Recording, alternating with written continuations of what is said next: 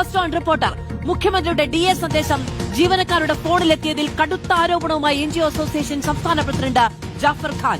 സ്പാർക്കിലെ അതീവ രഹസ്യമായ വ്യക്തിഗത വിവരങ്ങൾ IT വകുപ്പിന് കൈമാറിയത് സ്പ്രിംഗ്ലർ തട്ടിപ്പിന് സമാനമാണെന്നാണ് ആരോപണം. വ്യാജ അവകാശവാദങ്ങൾ ഉന്നയിച്ചുള്ള സർക്കാരിന്റെ PR പരിപാടികൾക്കെതിരെ നിയമ നടപടി സ്വീകരിക്കുമെന്നും ജാഫർ ഖാൻ വ്യക്തമാക്കി.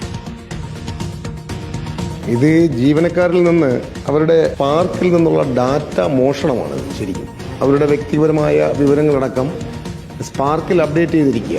ഇത് IT വകുപ്പിൽ നിന്നും ആണ് ഈ മെസ്സേജ് മുഴുവൻ ജീവനക്കാർക്കും ഇന്ന് കിട്ടിയത്. വ്യക്തിപരമായ ഡീറ്റെയിൽസ് ഇവർക്ക് ഇവിടെ നിന്ന് കിട്ടുന്നു എന്നുള്ളതാണ് ആദ്യം ചോദ്യം.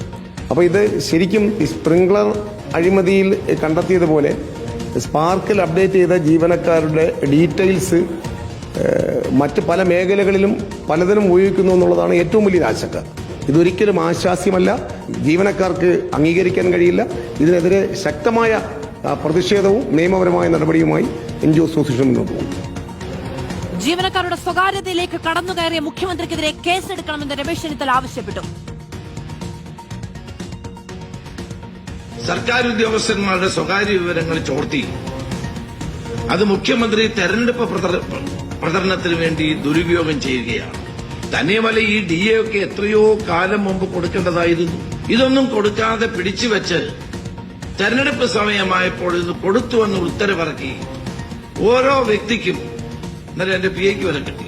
അവരുടെ വാട്സാപ്പിലേക്ക് ഈ മെസ്സേജ് അയക്കുന്നത് എത്ര വലിയ പാപ്പരത്വമാണ് എന്ന് നിങ്ങൾ കാണണം. ഇത് കടുത്ത സ്വകാര്യതയുടെ ലംഘനമാണ്. അത് മുഖ്യമന്ത്രിക്കും IT രേഖ ചോർത്തിയ മുഖ്യമന്ത്രിയുടെ ഓഫീസിനുമെതിരായി പോലീസ് കേസ് രജിസ്റ്റർ ചെയ്ത് അന്വേഷിക്കേണ്ട ഒരു കാര്യമാണ്. മൈ നമ്പർ മൈ കൺസെന്റ് എന്ന ക്യാമ്പയിൻ ഇന്നലെ തന്നെ പ്രതിപക്ഷ സംഘടനകൾ ആരംഭിച്ചിട്ടുണ്ടായിരുന്നു. എങ്ങനെയാണ് തങ്ങളുടെ വ്യക്തിഗത വിവരങ്ങൾ കൈമാറ്റം ചെയ്യപ്പെട്ടത് തങ്ങളുടെ അനുമതിയില്ലാതെ എന്ന ചോദ്യമാണ് ഉയർത്തിയത്. തിരുവനന്തപുരത്ത് നിന്ന് ഗോപാൽ ശീലാസനലും TV പ്രസാദും നമ്മളോടൊപ്പം ചേരുകയാണ്. ആദ്യം ഗോപാലിലേക്ക്. ഗോപാൽ, ഇന്നലെ തന്നെ ഈ രീതിയിൽ പ്രതിഷേധം കടുക്കും എന്നതുമായി ബന്ധപ്പെട്ട സൂചനകളുണ്ടായിരുന്നു. ഇപ്പോൾ NGO അസോസിയേഷൻ തന്നെ ഗുരുതരമായ ആരോപണങ്ങളുമായി രംഗത്ത് വന്നിരിക്കുകയാണ്. ഏതു രീതിയിൽ പ്രതിഷേധിക്കാനാണ് തീരുമാനം?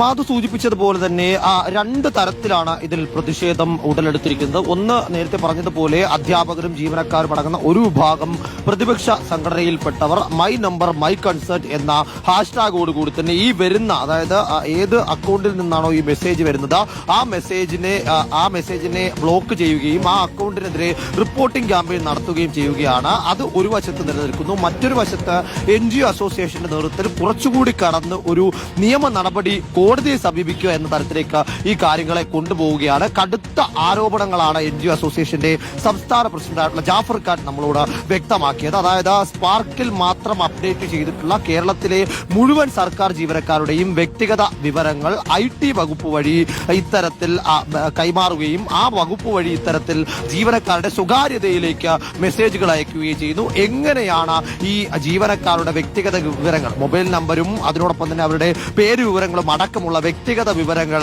IT വകുപ്പിലേക്ക് എത്തുന്നത് എന്ന ചോദ്യം NGO അസോസിയേഷൻ ഉന്നയിക്കുന്നു. അത് കൃത്യമായി തന്നെ ചട്ടവിരുദ്ധമായിട്ടുള്ള ഒരു വ്യക്തിയുടെ സ്വകാര്യതയിലേക്ക് കടന്നു കയറുന്ന തരത്തിലേക്കുള്ള ഇടപെടലാണ്. ആ ഇടപെടുന്നത് ഒരു സംസ്ഥാനത്തെ സർക്കാരും ആ സർക്കാരിന്റെ ചുക്കാൻ പിടിക്കുന്ന മുഖ്യമന്ത്രിയുടെ ഓഫീസുമാണ്. അത് ഒരു തരത്തിലും അംഗീകരിച്ച് പോകാൻ കഴിയുകയില്ല എന്നും അതിനെ കൃത്യമായി എതിർത്ത് തന്നെ മുന്നോട്ട് പോകണമെന്നും NGO അസോസിയേഷൻ വാദിക്കുന്നുണ്ട്. അതുകൂടാതെ തന്നെ ഇതിൽ ഏറ്റവും പ്രധാനമായി പറയേണ്ടത് സ്പ്രിംഗ്ലർ തട്ടിപ്പുമായി ബന്ധപ്പെട്ട ആരോപണത്തോടാണ് ഈ NGO അസോസിയേഷൻ ഇപ്പോൾ നടന്ന സംഭവത്തെ കൂട്ടിക്കെടുന്നത്. നേരത്തെ സ്പ്രിംഗ്ലർ തട്ടിപ്പിൽ എന്താണോ സംഭവിച്ചത്, എങ്ങനെയാണോ ഡേറ്റ ചോർത്തിയെന്ന ആരോപണം ഉയർന്നത്, ആ തരത്തിലേക്കുള്ള ഒരു ചോർത്തലാണ് ഇവിടെ ഉണ്ടായത് എന്നും അത് വലിയ ആശങ്ക ഉണ്ടാക്കുന്നു, ഒരു തരത്തിലും ആശ്വാസ്യകരമായിട്ടുള്ള കാര്യമല്ല എന്നതാണ് NGO അസോസിയേഷന്റെ വാദം. അതുകൊണ്ട് തന്നെ ഇതിൽ പോലീസിന് ഒരു വശത്തേക്കും മറുവശത്ത് നിയമപരമായി കോടതിയിലേക്കും നീങ്ങാൻ ഇവർ ആലോചിക്കുകയാണ്. കഴിഞ്ഞ ദിവസം aided higher secondary school teachers association ഇതുമായി ബന്ധപ്പെട്ട ഒരു പരാതി പോലീസിന് നൽകിയിരുന്നു.